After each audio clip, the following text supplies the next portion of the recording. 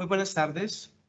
Un saludo especial del doctor Aurelio Enrique Rodríguez Guzmán, presidente del Consejo Superior de la Judicatura y de los demás magistrados que integran la corporación. Igualmente de la doctora Marilucero Novoa Moreno, directora de la Escuela Judicial Rodrigo Lara Bonilla. Les damos la bienvenida a la conferencia virtual denominada Programa Distrital de Justicia Juvenil Restaurativa, Modelo de Atención. El Consejo Superior de la Judicatura, a través de la Escuela Judicial Rodrigo Lara Bonilla y el Consejo Seccional de la Judicatura de Bogotá, en coordinación con la Alcaldía Mayor en asuntos que revisten total importancia, como lo es la resocialización de jóvenes y adultos en el marco del sistema penal acusatorio para adultos y del sistema de responsabilidad penal para adolescentes,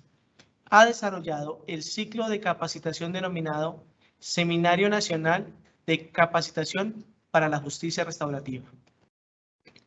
Anteriormente se nos habló del concepto de justicia restaurativa y del proceso de construcción del programa distrital de justicia juvenil restaurativa, programa que hoy cuenta con cientos de casos atendidos, la mayoría cerrados exitosamente. Este programa ha sido reconocido como una buena práctica en la región y en el último año ha sido visitado por delegaciones de gobierno y de organismos de la sociedad civil de países como Estados Unidos, Brasil, Uruguay, Panamá, Argentina, El Salvador y Ecuador. El contexto de esta videoconferencia se centra en la función pública, específicamente en la labor de los servidores públicos que se dedican a mejorar la seguridad y la convivencia en la ciudad. Estos servidores se comprometen con la atención del ciudadano y el cuidado de las víctimas, así como el desafío de prevenir la conducta ofensiva entre los adolescentes y los jóvenes, incentivándolos a abandonar comportamientos violentos y reintegrándolos a la sociedad, en clave de capital social. Hoy, el doctor Iván Arturo Torres nos proporcionará información sobre cómo se llevan a cabo las intervenciones restaurativas en el programa distrital de justicia juvenil restaurativa. También explicará quiénes participan activamente en estos procesos y cuál es el propósito detrás de este considerable esfuerzo, que tiene como objetivo principal la implementación del proceso de justicia restaurativa. El doctor Torres es licenciado en Ciencias de la Educación de la Universidad Pedagógica Nacional, candidato a doctor en Educación por la UNADE en México, es magíster en Estudios Políticos, especialista en Educación y Pedagogía. Ha sido investigador del Centro Nacional de Memoria Histórica. Actualmente se desempeña como director de Responsabilidad Penal para Adolescentes de la Secretaría de Seguridad, Convivencia y Justicia de Bogotá. Doctor Iván Arturo, es un gusto tenerlo con nosotros. Bienvenido, tiene el uso de la palabra. Buenas tardes, gracias. Quiero agradecer a la doctora Marilucero Novoa, directora de la Escuela Judicial, al doctor Aurelio Enrique Rodríguez, presidente del Consejo Superior de la Judicatura,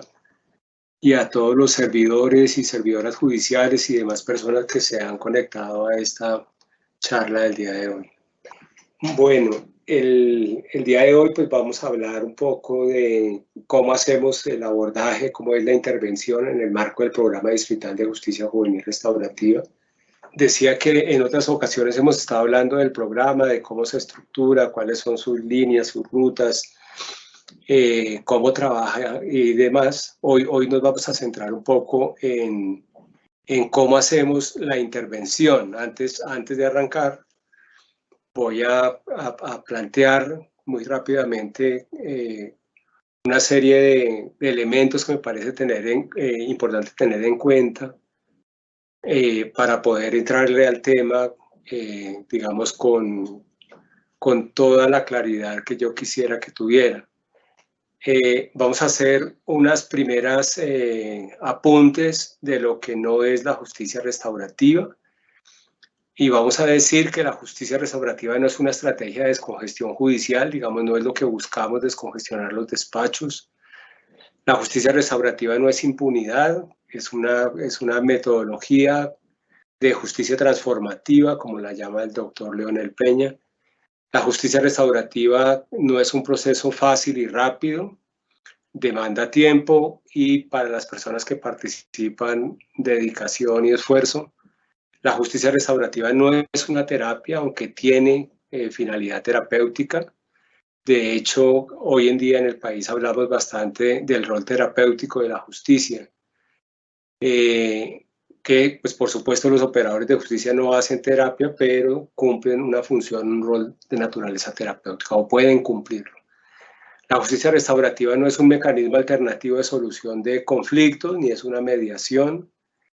no es una práctica, no es un encuentro víctima-ofensor, aunque puede incluir en diferentes momentos encuentros víctima-ofensor.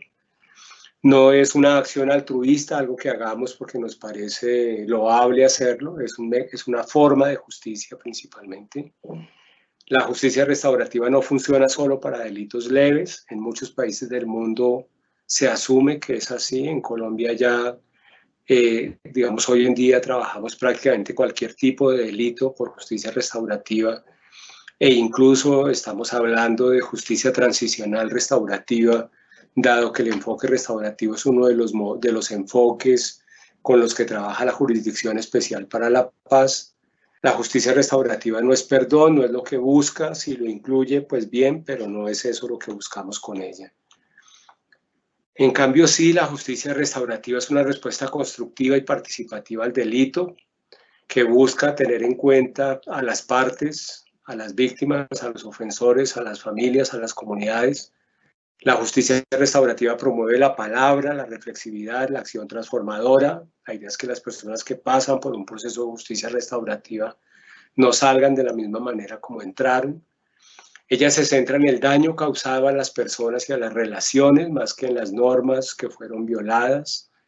La justicia restaurativa está fundamentada en una teoría de cambio, es decir, busca generar transformaciones en las personas. Ella brinda atención a víctimas, ofensores y comunidades. En la justicia restaurativa busca que quien ofende, daña o violenta a otra persona desista del comportamiento delictivo, eso es muy importante. Y digamos que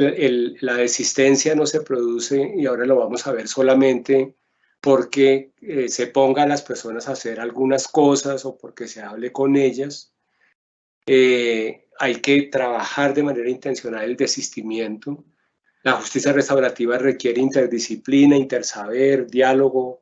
entre los profesionales, capacidad de aprendizaje. La justicia restaurativa conjuga recursos pedagógicos, terapéuticos, psicosociales, orientados a propiciar la reparación del daño y la inclusión social. Voy a pasar esto muy rápido porque esto ya lo hemos visto con ustedes en otras ocasiones, que tiene que ver un poco con el conjunto de estrategias que maneja la Dirección de Responsabilidad Penal de Adolescentes. Quiero centrar acá. ¿Cómo se interviene un caso en el marco del Programa Distrital de Justicia Restaurativa? Lo primero que hay que decir es que el programa trabaja a partir de equipos interdisciplinarios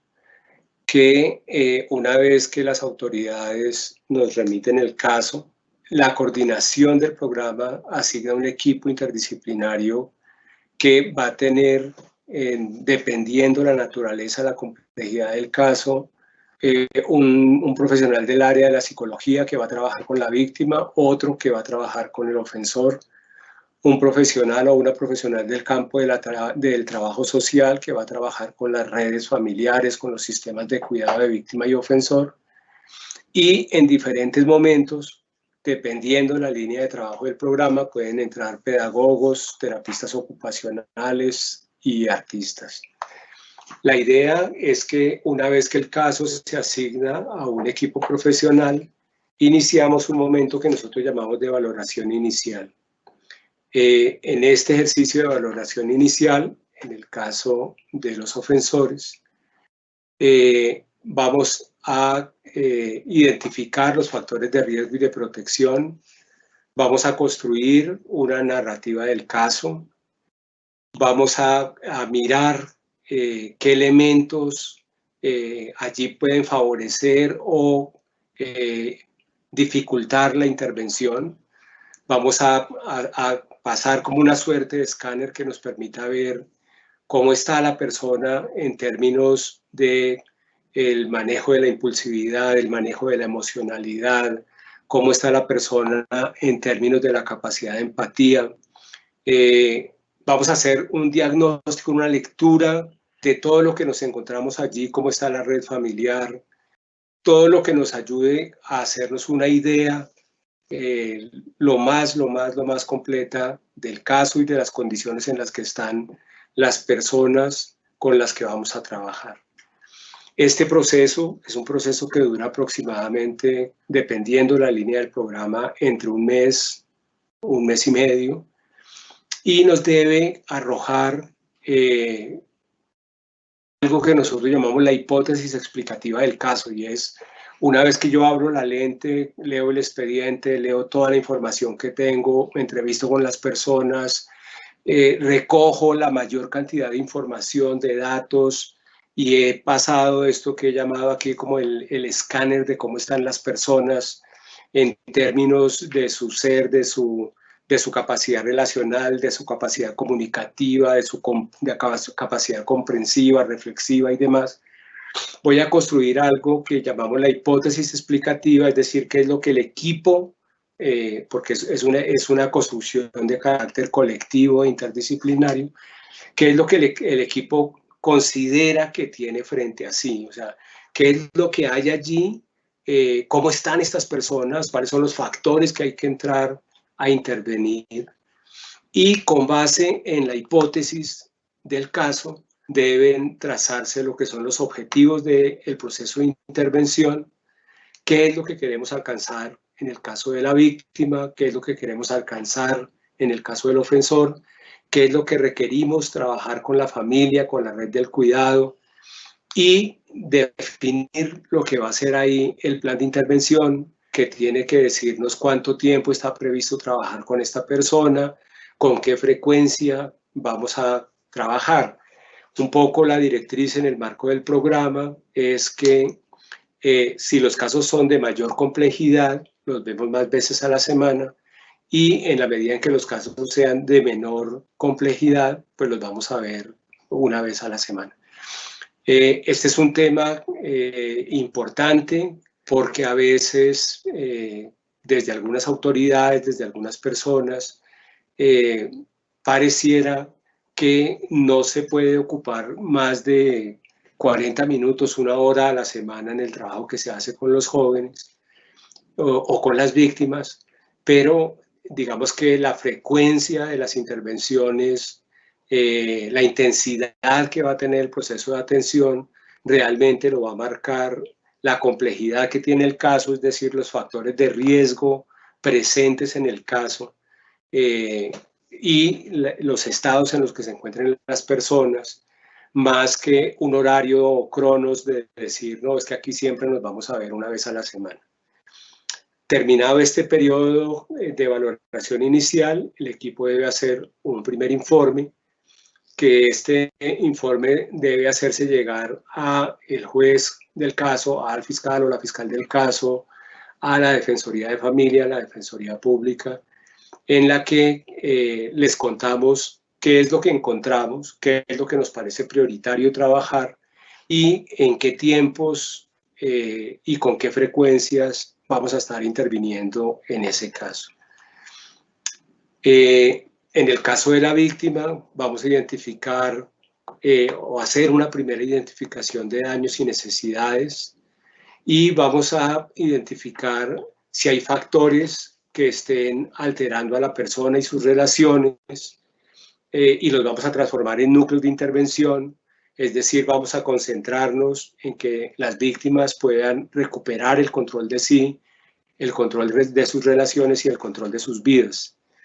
El informe de valoración inicial debe tener un capítulo de lo que se encuentra para trabajar con el ofensor, lo que se encuentra para trabajar con la víctima y lo que se encuentra para trabajar con las familias. Una vez se realiza este proceso, pues arranca el proceso de intervención propiamente tal, dependiendo de los cronogramas que se hayan pactado con las personas y las intensidades que se hayan definido que va a tener el proceso de intervención. Una vez que el equipo recibe a las personas, lo primero que tiene que hacer es empezar a verificar si cuentan con un sujeto en capacidad reflexiva. Es decir, hay que mirar que las personas estén en condiciones de participar de un proceso reflexivo, que es, que es la naturaleza principal de un proceso restaurativo. Deben valorar si las personas comprenden el proceso que van a vivir. Deben asegurarse que lo comprenden, no dar por hecho que ya la persona sabe si entró por la ruta de principio de oportunidad, qué es el principio de oportunidad, o si entró en la ruta de ejecución de la sanción, qué es la ejecución de la sanción y demás, sino, digamos, asegurarse que hay una comprensión plena de en qué consiste el proceso que las personas van a vivir. Otra cosa que es muy importante en este momento es verificar si contamos con un lenguaje, con unos canales y unos códigos de comunicación que permitan que cuando estamos diciendo una palabra todos estemos entendiendo las mismas cosas. Eso parece que fuera obvio, pero no siempre es así. Entonces, en ese momento, digamos, el equipo debe centrarse en armar lo que yo llamo como los ladrillos conceptuales básicos que le permitan a las personas comprender el escenario en el que se encuentran y la naturaleza de ese escenario, los objetivos de ese escenario y el propósito de lo que se va a hacer allí. Si en esos primeros intercambios se encontrara, por ejemplo, que hay un tema de desregulación emocional, pues el equipo tiene que entrar a trabajar estrategias de regulación emocional. Si se encontrara fallas a nivel del control de la impulsividad, pues tienen que entrar a brindar herramientas que le permitan a las personas tener control de sus impulsos. Hay que mirar cómo está el tema de las estrategias de afrontamiento, fortalecerlas. Hay que mirar cómo está el desarrollo de la empatía, fortalecer muchísimo la empatía, principalmente lo que es la empatía específica, para que en el caso de los ofensores pueda abrirse la posibilidad que comprenda el dolor, el sufrimiento, la necesidad de la víctima, y cómo estamos en habilidades sociales en general. Es importante tener en cuenta acá que no se trata solamente de decir, uy, la persona tiene un problema de regulación emocional, sino que una vez el equipo lo identifica, tiene que entrar a trabajarlo, ¿sí? Si el equipo identificara, por ejemplo, que la persona puede, o la víctima o el ofensor pueden tener un problema a nivel de comprensión, algún tipo de dificultad cognitiva, pues deben entrar a valorar si es así y mirar a través de qué estrategias podrían fortalecer esas dificultades que puedan encontrar para que las personas puedan entrar con pleno sentido en el proceso que van a vivir. Bueno, ya habíamos dicho hace un momento, verificar que contamos con unos códigos comunicativos, que cuando decimos delito, proceso penal, principio de oportunidad, sanción, justicia restaurativa, víctima, ofensor, reparación, restauración, todos estamos comprendiendo de qué se trata. En el caso de los adolescentes ofensores es muy importante trabajar con ellos para mirar qué comprensión tienen frente al delito y sus implicaciones en los derechos de las personas. Muchas veces una persona puede estar inmersa en una conducta que es constitutiva de delito y no haber reflexionado nunca sobre el delito y sus implicaciones. Entonces necesitamos trabajar en esos aspectos. Una vez que nos aseguramos que la persona tiene las habilidades, las capacidades para comprender la naturaleza de un espacio reflexivo, como es el proceso restaurativo, una vez que nos hemos ocupado en que tengamos unos códigos de comunicación básicos, una vez que nos hemos dado a la tarea de ayudarle a generar a las personas habilidades, capacidades que les permitan reflexionar, que les permitan sacar conclusiones, que les permitan ampliar su campo de comprensión. Entramos a el momento de la responsabilización en el caso del ofensor por la conducta delictiva. Y yo quisiera llamar mucho la atención acá al respecto, porque cuando uno mira la justicia restaurativa en la literatura, pareciera ser que, pareciera ser, no, toda la literatura coincide en decir la primera de las tres famosas R's de la justicia restaurativa es la responsabilización, entonces se trata de ingresar siempre por ahí. Un poco lo que la experiencia nos ha enseñado es que requerimos hacer todo eso de lo que hablamos previamente antes de empezar a jalar los hilos de la responsabilización. Que si yo trato comenzar a identificar daños, por ejemplo, y no me daba la tarea de que cuando yo digo daño esté perfectamente seguro que tanto la víctima como el adolescente ofensor comprenden que es un daño, o cuando digo necesidad, ¿cierto? Que entendemos que es una necesidad. Si no me ocupo de esas cosas, puedo entrar al momento de la responsabilización sin mayores argumentos y puedo confundirme y pensar que cuando la persona, en el caso del ofensor, por ejemplo, dice, sí, yo reconozco que yo cometí un error o un delito y que tengo que responder por eso, entonces ya damos por hecho que por el hecho de que la persona se haga responsable o reconozca la autoría o su intervención en la conducta que lo trae al sistema, ya podemos superar el momento de la responsabilización y pasar al segundo nivel. Pero resulta que la responsabilización no solamente tiene que ver con que la persona se haga cargo de las conductas que realiza o que desempeña, sino que pueda jugarse a fondo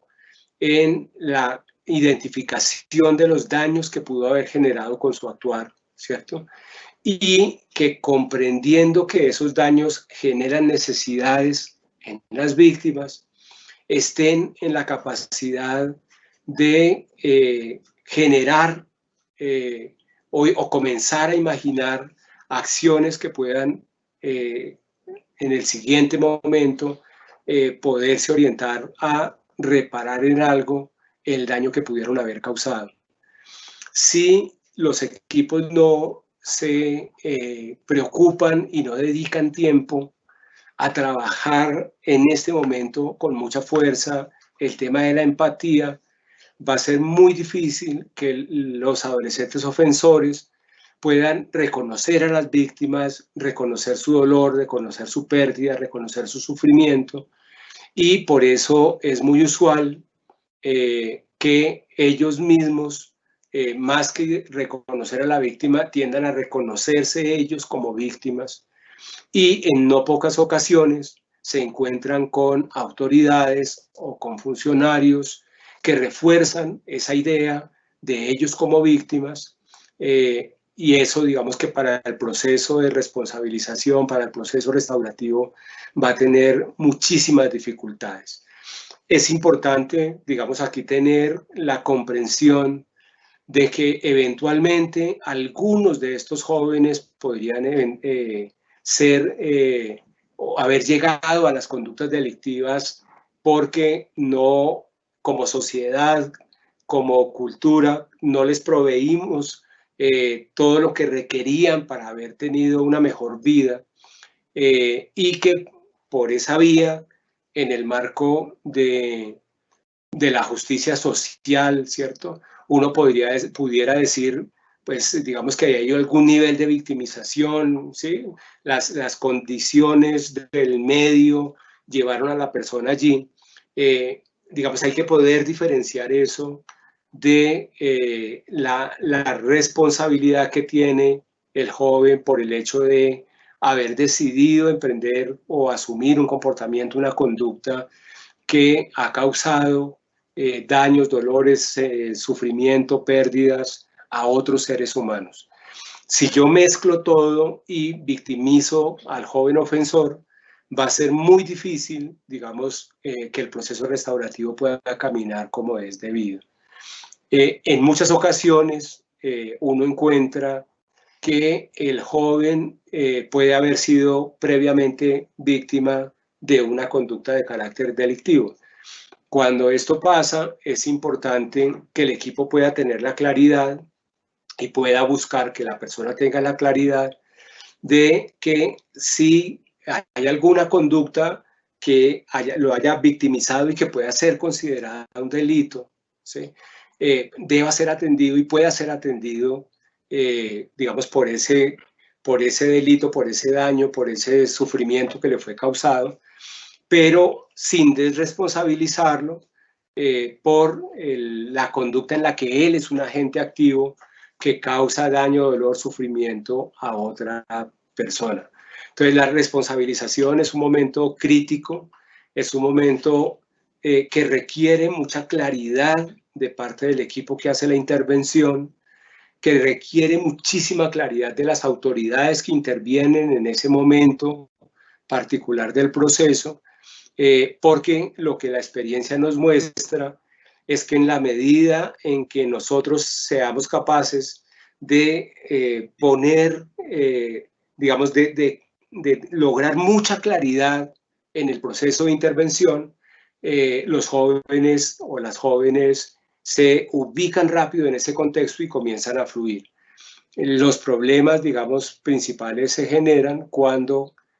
no hay claridad y relativizamos las responsabilidades o relativizamos los roles. Bien, lo segundo que hay que trabajar con fuerza en este momento de la responsabilización es la movilización de la conciencia de daño. Todo lo que tiene que ver con el reconocimiento del delito como una afectación en la integridad y los derechos de otras personas. Es importante que el chico o la chica ofensora puedan reconocer víctimas directas e indirectas de sus actos, que puedan reconocerse y trabajar sobre ellos mismos los daños que pueden haber generado con ocasión de la conducta en ellos mismos y los daños que pueden haber ocasionado en las redes familiares o del cuidado tanto de la víctima como de ellos o ellas mismas. Movilizar la conciencia de daño. Sin movilizar este elemento va a ser muy difícil que la persona pueda entrar en el otro momento que va a ser el de la reparación. Simultáneo al trabajo que estamos haciendo con la víctima, simultáneo al trabajo que estamos haciendo con el adolescente ofensor, debemos empezar un trabajo de intervención con la red familiar o del cuidado de las y los jóvenes. Este es un tema también importante, también de cuidado, toda vez que muchas de estas familias han estado en contactos largos con el sistema de protección, han tenido malas experiencias o han salido cansados luego de los procesos penales y demás, pero es importante que la familia se asuma corresponsable del proceso que están adelantando sus hijos e hijas. En este caso, digamos, vamos a trabajar con las familias para identificar factores de riesgo y de protección hacia la conducta delictiva. Vamos a mirar cómo estamos en términos de los diálogos familiares, el establecimiento de normas y límites, las expresiones de afecto, los estilos parentales, las estrategias de afrontamiento y demás. Porque se trata de dotar a la familia también de valores, habilidades, capacidades que les permitan acompañar constructivamente a los jóvenes en su proceso de crecimiento, de formación, de maduración. Y por supuesto mejorar las posibilidades de convivencia al interior del núcleo familiar o del cuidado, en la perspectiva de que esto nos ayude a que el joven pueda ganar sostenibilidad en el proceso de atención. Es importante decir a esta altura que en el marco del programa nosotros trabajamos con intervenciones de carácter individual, de carácter grupal y de carácter familiar, y que el trabajo con las familias lo hacemos también de manera individual, de manera grupal, aparte de las visitas de carácter domiciliario. Entre más los equipos estén en contacto con las redes familiares, entre más conozcan las condiciones de vida de los jóvenes, de las jóvenes, entre más diálogo e interacción tengan con sus redes familiares o del cuidado, pues más vamos a lograr avances significativos en el proceso de intervención con los jóvenes. Es importante, a su vez, que en la medida en que vamos teniendo unas personas mejor puestas dentro del proceso restaurativo, en la medida en que vamos logrando un enganche afectivo con los jóvenes, comencemos a buscar que su vida comience a fluir por diferentes cauces. En el caso del programa de justicia restaurativa vamos a intentar vincularlo a la oferta educativa que agenciamos de manera conjunta con la Secretaría de Educación del distrito. Vamos a intentar, en la medida de lo posible, que el joven se vincule a alguna iniciativa de formación técnica, que comience a reconocer su entorno barrial, comunitario, que comience a generar habilidades para el emprendimiento, para la empleabilidad, generación de capacidades laborales y demás. Digamos que un poco lo que se busca en este campo es, como decía ahora, hacer que la vida de la persona comience a fluir, que el joven vuelva a verse como un sujeto de valía, que pueda ver, que puede hacerse bachiller, que puede aprender un oficio técnico, que puede ganar reconocimiento en ese oficio técnico, ¿sí? Que esto va a ayudar mucho, digamos, a que pueda mejorar la lectura que tiene de sí mismo, mejorar todos los autos, todo lo que le va a ayudar a reconocerse como una persona con capacidades a la que verdaderamente el delito no define. Una vez que hemos avanzado en el proceso de rehabilitación, una vez hemos logrado identificar daños en las víctimas directas e indirectas, daños en el joven mismo, daños en las redes familiares de víctima y ofensor, una vez que nos aseguramos de que el joven comprende verdaderamente que con sus actos ha lastimado los derechos de otras personas, una vez que nos aseguramos que puede comprender, darle existencia a la víctima, entender su dolor, entender sus necesidades, vamos a empezar a caminar en eso que la literatura llamaría como el segundo momento o la segunda R de la justicia restaurativa, que es el momento de la reparación. Aquí, bueno, en el marco del programa, nosotros trabajamos principalmente en reparaciones de carácter simbólico. Digamos, para entrar en ese campo necesitamos hacer todo un ejercicio de exploración vocacional en los jóvenes, ver dónde están sus capacidades, ver dónde están sus fortalezas, identificar si los jóvenes tienen capacidad lectoescritora, si eventualmente tienen alguna vocación, alguna capacidad de carácter artístico, mirar qué tienen en el morral de la vida que les permita echar mano de eso para proponer o empezar a configurar lo que va a ser su iniciativa de reparación. Es importante recalcar que en la iniciativa de reparación, digamos, lo que alumbra la reparación no es simplemente decirle al joven qué quiere hacer, sino asegurarnos que hay una buena comprensión, una buena lectura de daños y necesidades de las víctimas. Normalmente, cuando tenemos a la víctima en el proceso de atención, en el caso del programa de justicia restaurativa, logramos aproximadamente que entre 6 y 7 víctimas por cada 10 casos se vinculen. Vamos a identificar con la víctima también los daños que le pudieron haber sido ocasionados con el delito. Vamos a mirar cuáles son las necesidades que se derivan de esos daños.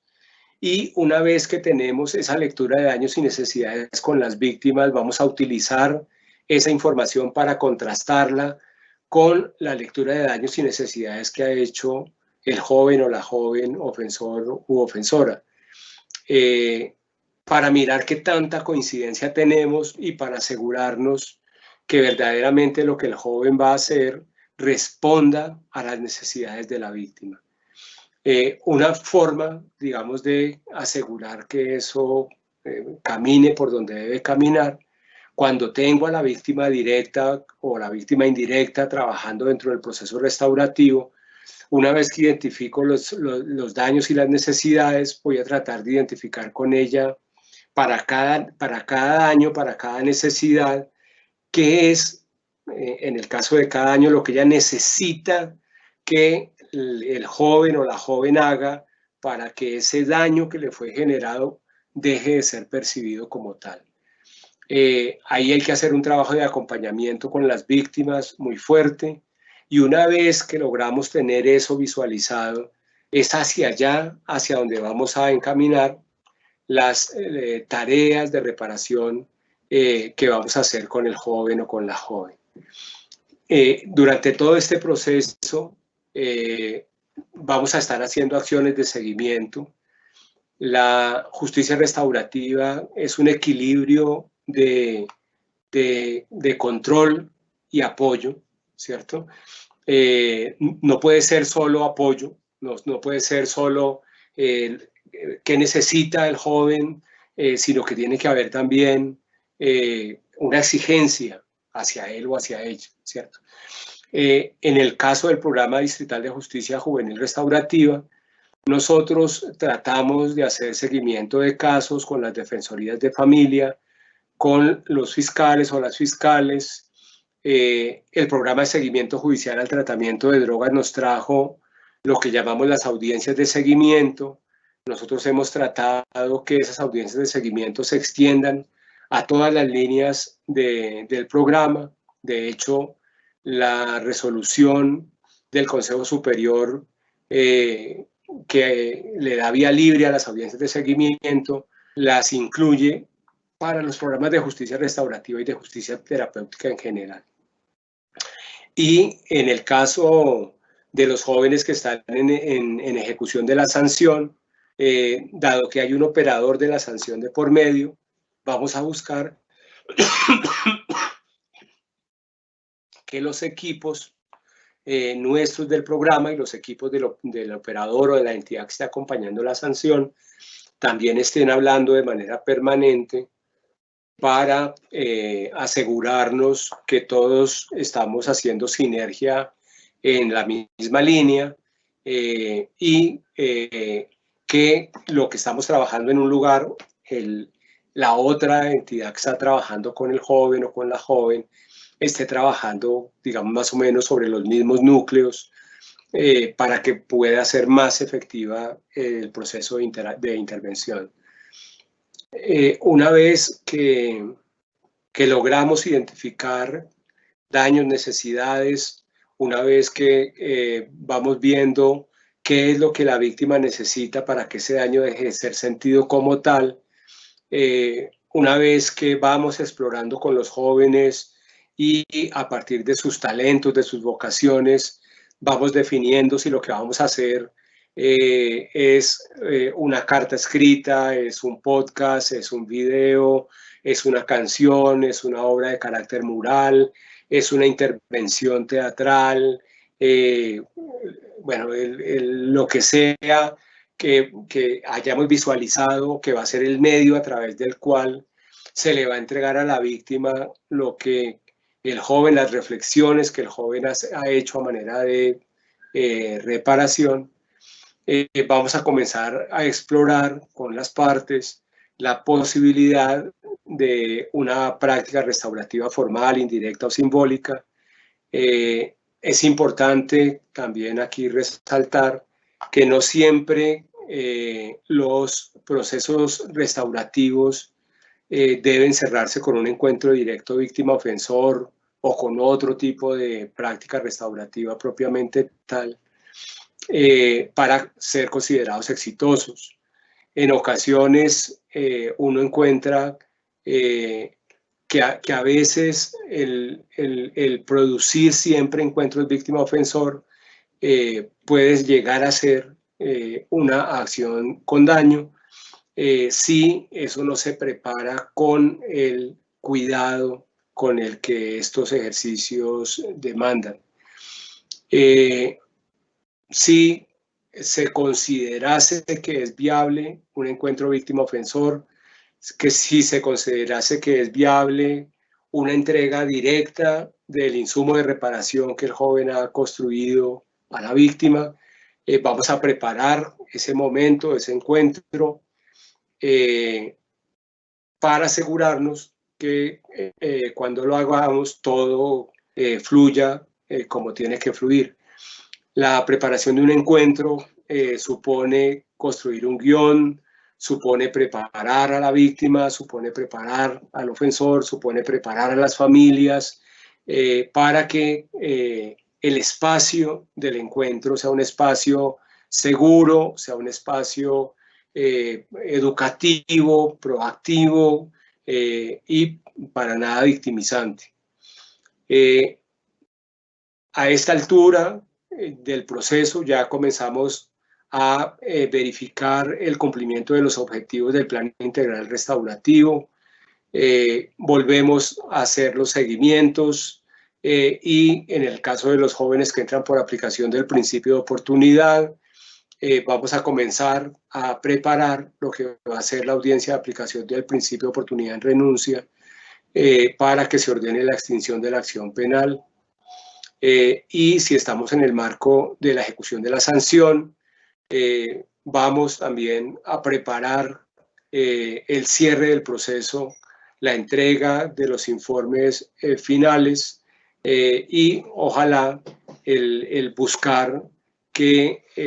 lo que se hizo con el joven en el marco de la ejecución de la sanción dentro de un proceso restaurativo pueda tener efectos en el marco del proceso penal. La tercer R de la justicia restaurativa, que tiene que ver con todo lo que es la reintegración, la reinclusión tanto de la víctima como del adolescente ofensor al seno de su familia y de su comunidad, ojalá sin los motes de víctima y ofensor, sino digamos con sus identidades, sus subjetividades plenas como jóvenes, como estudiantes, como ellos se piensen en la vida. Nosotros en el marco del programa, digamos que la viabilizamos principalmente a través de la estrategia de reintegro familiar y atención en el egreso. Esta es una estrategia que busca que cuando los jóvenes egresan del sistema, bien porque han cumplido obligaciones en el marco de la aplicación del principio de oportunidad y la justicia restaurativa, o porque han cumplido su sanción y demás,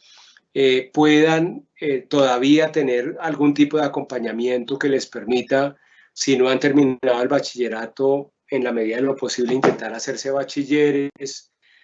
si son bachilleres, el que contemplen la posibilidad de ingreso a la universidad a través de alguno de los programas que hoy en día tiene el distrito para eso. Si no ha hecho un proceso de formación para el trabajo, que pueda hacer un programa de formación técnica. Si ya lo hizo, que pueda construir lo que podría ser su ruta de empleabilidad o de emprendimiento. Y lo que nosotros llamamos la ruta de inclusión comunitaria, o sea, el joven debe volver a su medio comunitario y en la medida de lo posible, ojalá haya ganado algún conocimiento de lo que hay en el marco de la red social de su comunidad, de su barrio, en términos de grupos juveniles, organizaciones sociales, organizaciones deportivas, organizaciones artísticas, digamos un poco la tesitura que tenga el movimiento social y que el joven vea que ahí puede tener, digamos, también algunas posibilidades de inclusión. Digamos, durante ese proceso e incluso antes, cuando ya en el marco del programa en el que el joven se encuentre, comienza a pensarse en el cierre del proceso, debe comenzar a trabajarse un poco como el plan para una vida libre de abusos, el cómo se ve un proyecto, una iniciativa de vida, ojalá por supuesto lejos del delito, y que le permita verse, pensarse, asumirse, vivir sin hacer y sin hacerse daño. Esto es, digamos, un poco la ruta de trabajo que sigue un caso una vez que ingresa al programa. Tenemos varias preguntas en el chat. Dentro de estas tenemos quiénes son las personas que dirigen los procesos restaurativos y en su mayoría operan en un segundo plano. ¿Cuál es su papel y qué información podemos obtener acerca de ellas? Ok. Bueno, el Programa Distrital de Justicia Juvenil Restaurativa tiene varias estrategias adentro. El programa propiamente tal lo coordina Ana Cristina Velasco, que es psicóloga. El programa de seguimiento judicial al tratamiento de drogas lo coordina Joana Gamboa, que también es psicóloga. El programa de atención y prevención de la agresión sexual lo coordina Diana Carolina Arenas, que es trabajadora social. Y la estrategia de reintegro familiar y atención en el egreso la coordina Astrid Fulla, que es politóloga. Los equipos nuestros son equipos interdisciplinarios, como decía hace un momento. Están compuestos por psicólogos, trabajadores sociales, terapistas ocupacionales, pedagogos, artistas. Tenemos un par de sociólogos, un par de abogados. El programa de drogas tiene una médica psiquiatra. Son personas, digamos, que tienen formaciones académicas en diferentes modalidades de la psicología, en el caso de los psicólogos, y que, digamos, hemos hecho un esfuerzo muy grande por formarlos en una serie de herramientas que son útiles en este tipo de procesos, como la facilitación restaurativa, la facilitación hermenéutica, los círculos restaurativos, los círculos de paz, el trabajo con historias de vida, con relatos de vida, el teatro foro, estrategias de entrenamiento emocional, cosas de este estilo. Perfecto, doctor. Aquí hay otra pregunta. ¿Vale la pena todo este esfuerzo y la inversión de recursos que seguramente implica este programa? Pues sí. Los programas de justicia restaurativa en el mundo han evidenciado que tienen una gran capacidad para llevar a las personas a desistir de la conducta delictiva. Casi todos los programas, y el nuestro no es la excepción, manejan unos índices de reincidencia que están entre el 4 y el 7%, lo cual es bastante bien si tenemos en cuenta que en el caso de Colombia, un joven que ingresa al sistema de responsabilidad penal de adolescentes tiene aproximadamente el 40% de posibilidades de que reincida en el delito. Los programas tienen indicadores para medir la satisfacción de las víctimas con la atención, que generalmente está entre el 90 y el 94, 95%, el nuestro está en el 93.7%. Es decir, los programas de justicia restaurativa verdaderamente logran ganarle los pelados al delito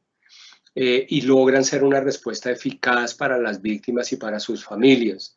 Las familias que pasan por el programa generalmente se van agradecidas y se van sintiendo que eso que en un primer momento fue sentido como algo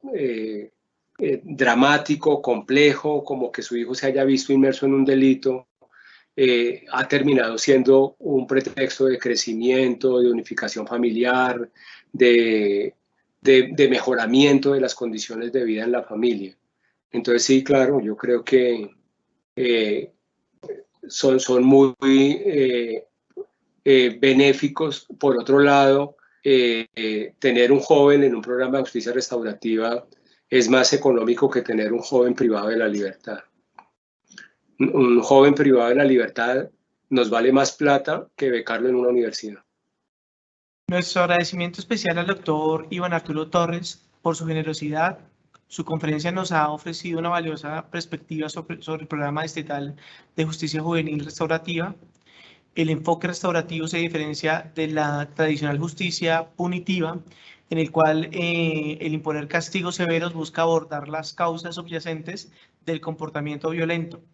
Al hacerlo, este modelo aspira a reducir la reincidencia y propiciar una resocialización real, como nos lo decía el doctor, mediada por sanciones pedagógicas cimentadas sobre los principios del interés superior y la restauración del tejido social. Además, pone un énfasis especial en las víctimas, brindándoles la oportunidad de participar en el proceso y expresar sus necesidades y preocupaciones, por lo que esto contribuye a la restitución de la armonía en la comunidad, gracias a los servidores y servidoras judiciales, así como a todas las personas que actúan en el sector justicia que se conectaron a esta conferencia virtual. Muchísimas gracias.